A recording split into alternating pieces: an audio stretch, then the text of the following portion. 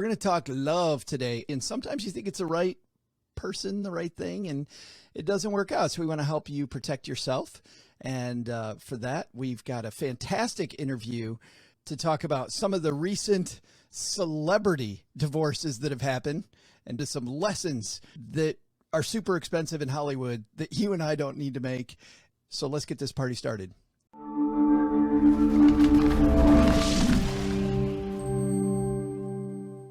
And here they come down the stairs to the basement. My new friends, Emily Pollock and Kelly Frawley. How are you?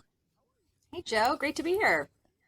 Hi, Joe. How are you? I'm great now that you're here. And I'm also great because as I was prepping for today's discussion that we were having, I'm actually happy that I'm not some of these celebrities that we're about to talk about, because while there's some great lessons, the two of you see people that are really at a struggling part of their life and their marriage. And well, let's dive into this and do a few of these Hollywood couples. Most people listening have read recently that actor Jason Momoa and Lisa Bonet have announced that they are breaking up. If you're representing the two of them, what are some of the things that you should think about? Emily, let's start with you. What are some of the things that are on the table with Jason and Lisa? This is a really interesting couple, I think, aside from the obvious aesthetic reasons, because it's a good example of one of the things that we're always a little nervous about when we do prenups, which is their respective positions when they first got together have really flipped, right? When they first became a couple, you know, Lisa Bonet was the known entity and Jason Momoa was sort of working on his career. And now we hear much more about, you know, what he's working on and his projects are much more high profile than they are for her. So when we're doing a prenup, if they had done a prenup, and of course, lawyer disclaimer here, Joe, we don't represent either one of them. We don't have any specifics about their case other than what's in the media. But if they had done a prenup when they first got together, and also it's a bit of a hypothetical because they were together for many years before they actually got married. So the prenup that they would have done would only have been 5 years ago, and he was probably the bigger star at that point. But if they had done prenup back 11 years ago when they first got together, they probably would have been doing a lot of drafting for eventualities where Lisa was going to be the more moneyed spouse. And now if they're getting divorced and they're looking at that prenup, it really is not applicable because he's blown up and, you know, I don't want to disparage her, but her career is not as visible as his. Yeah, I mean, so they might have had different priorities then once they got married, right? And she might have put things on hold because you're right, to your point. We haven't heard anything from Lisa Bonet, or not much, right, since they got married. So I think that's something that we really think about and counsel clients about when they come to us to do a prenup, that we're not just drafting for your current circumstances. And you have to consider when you're thinking about what kinds of things you want to cover and what you want to look at, where your life is going to be in 5, 10, 15 years. And you don't always know, you know, I mean, I had somebody who just called me recently, and when they got married, her husband was an investment banker who made all the money. And during the marriage, she happened to found what turned into a very, you know, profitable exercise franchise, and she became the multimillionaire. So I think a couple like that is really helpful for real people like us in terms of being more practical when you approach something that's a forward-looking document like a prenup. Does that mean, Kelly, that based on what Emily's saying, that a good prenup is almost like a bunch of, I'm thinking about computer programming where there's a bunch of if-then statements, right? If this happens, then that. Is that true? Yeah, I mean, that's a great question. I've never even thought about doing it like that, where you contemplate different scenarios. I mean, I think to Emily's point, I mean, I usually say when a client comes in who doesn't have any family money, hasn't really built up their own wealth, you're asking us to crystal ball, really, you know, just sort of speculate what your future looks like. And I've never done those if-then situations, but what we do say to clients is every year, take it out, dust it off, and look at it and make sure it still makes sense for you, makes sense for your family. So it's you know, you guys both know that people groan when they hear the word prenup. There are people that are listening to this, they're like, oh man, prenup. Who is? I mean, we do too. I mean, we groan too. So we're part of that. But is a prenup something everybody should consider, or who's a prenup really right for? Yeah, it's very simple. I think the answer to the question, is it for everyone, is absolutely no. But everyone should know what the law is and how the law would be implemented if they were to get divorced before they decide if they need one, right? You may look at what would happen in the absence of a prenup and decide, that sounds totally fair, that's what I would want to do anyway, so let's just not get one and live our lives and deal with the fallout if and when we get divorced. But you may have specific concerns, right? There may be a family business that you want to protect. There may be a business that you're starting individually that you want to protect. You may have very strong feelings about how separate property should get treated if you buy a house together. Certain scenarios where if there's some specific reason that you're thinking about it, where it makes sense. But for a lot of people, they just want, that big word, what's fair, and they're ready to fight that out when they get divorced. And the other thing to keep in mind is that the law is always changing. And so, to Emily's point, you should become informed, which means meet with a family law attorney, not just any lawyer. We always recommend that if you live in an area where you have an attorney who actually specializes in family law, meet with that person. But the law is always changing and you might move. So if you get married, you're living in New York and it's 2010, and then you move to California, it's going to be a very different scenario. So even if you decide up front, prenup's not for me, but then you move, maybe it's worth consulting with an attorney in the new state. And it doesn't have to be an adversarial process either. Sure. Right. That's something that it doesn't have to be. It's just, this, like you were saying, as a financial advisor, you have couples that come in all the time and become educated. Now, when you're doing a prenup, at least here in New York, you wouldn't have the same lawyer as your partner.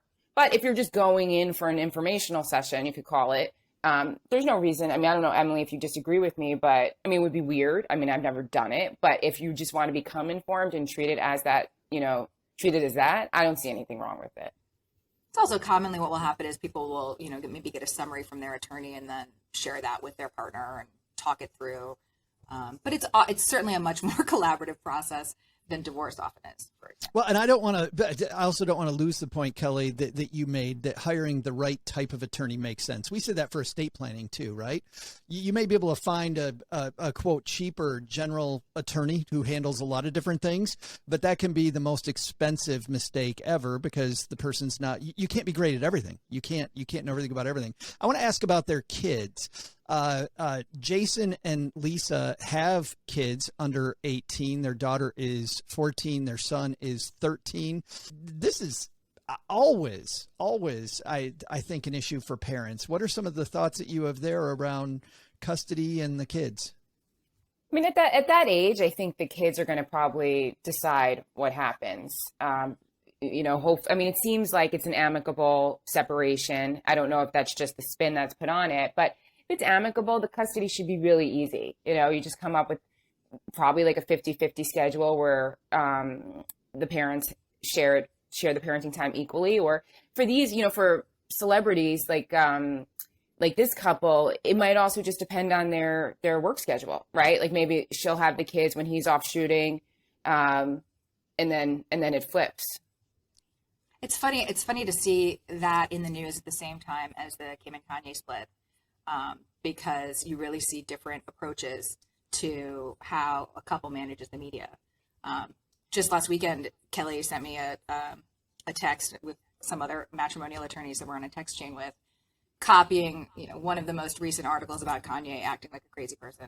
And she basically just said, one of these people is listening to their lawyer and one is not, because Kim sounds like a person who is prioritizing her children and who is not making any derogatory statements, who's really staying on message. We're working together.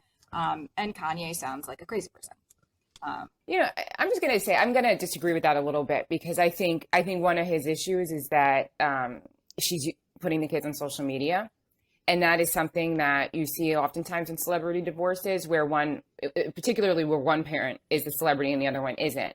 And they want to use the child for, as part of their image. You see it with the reality shows. I don't know if you watch The Housewives, but you'll notice sometimes a housewife, their kids are never in the program, right? While the other ones are, other housewives, the kids are front and center. So, or sometimes when the kids are accidentally in the program, you show them grayed out, like their face is grayed out. Right. Yeah. So I think that his complaint about the social media is a totally legitimate one and an appropriate one. It's just maybe how he's conveying it. Sure, that one. I was thinking more about the comments about her being kidnapped and crazy birthday party back and forth. Things that obviously an attorney would have counseled him against. Well, and also I think debating it over social media versus having a debate elsewhere makes sense to me. But I want to ask about their age differences. Does age difference when it comes to divorces? Is there something there too? Jason's 42, Lisa's 54. I mean, is this the time to say good for you, Lisa? Is that what we're going for? Divorcing Aquaman must be something better, but way better. Let's skip down to something else. Speaking of Kim Kardashian and Pete Davidson have been seen together and seem to be a couple now. And I was reading a meme that I'm going to steal right now. I'm getting a little FOMO that I may be the only person that hasn't hooked up with Pete Davidson. So I'm kind of worried about that. What are the first things that they should be thinking about as maybe this gets more serious? Emily? Well, I think from a media perspective, in terms of the impact that it would have on her custodial proceedings with Kanye, who you choose as a partner and how you publicize that certainly can have a big impact on what happens in your custody case. I think, and again, I don't know any of these people personally, but it does seem like the public persona that's presented for Pete Davidson has certain connotations. The public persona that's presented for Kim has certain connotations, and the same is true for Kanye, right? So I think they're all going to have to battle that in terms of convincing a court what's really going on with them, quote unquote. You're saying that even and not to put words in your mouth, Emily, but I think what you're saying is that even things that you think are little things can be misconstrued and mischaracterized by the other side? Absolutely. I mean, in COVID, one of the things that was interesting to me was, parties were making representations about what kind of precautions they were taking or weren't taking, how strictly they wanted to adhere to guidelines for their children. And then, I had a case where a mom wanted to make a huge issue out of dad taking the kid on the subway. And meanwhile, she's posting pictures of herself in the Hamptons, maskless at parties. And this is in the summer of 2020 when everybody was at peak, no vaccine, terror level. Yeah. So that's on a small, non-famous scale where you can see how living your life with a public presence can impact what positions you're taking in your custody case. When you have somebody taping and posting every single thing you do, like both Kim and Kanye do, that's going to have an even more explosive potential impact on whatever representations you're making to a court, because it's always easy to either verify or disprove what you say is or isn't happening in your life. These aren't the only issues that you guys deal with, and here on Valentine's Day, probably a good time to remind people that if things don't go the way that you want, to have good help in your corner. But Kelly, what are some of the issues that you see maybe on a daily basis that we didn't cover today that people should be thinking about? I think the hardest part of the process is finding the right lawyer. I mean, we talked about it a little bit, but I just wanted to emphasize how important it is, because the lawyer, I think, can really make or break the case. You want somebody who's, not only informed, who's experienced, but who's going to calm you in the process, and not just, you might think you want somebody who's going to, you might think you want the shark who's going to attack your soon-to-be ex-spouse, but at the end of the day, that's not going to get you to the finish line quicker. It's just going to take longer, and it's going to be way more expensive. Emily, how about you? I totally support that. More expensive and also more destructive, particularly if you have children, right? I mean, Kelly and I have a very aligned approach in our client management, which is that our goal is to kind of get in and out of a family as quickly as we can, doing the least amount of damage as possible.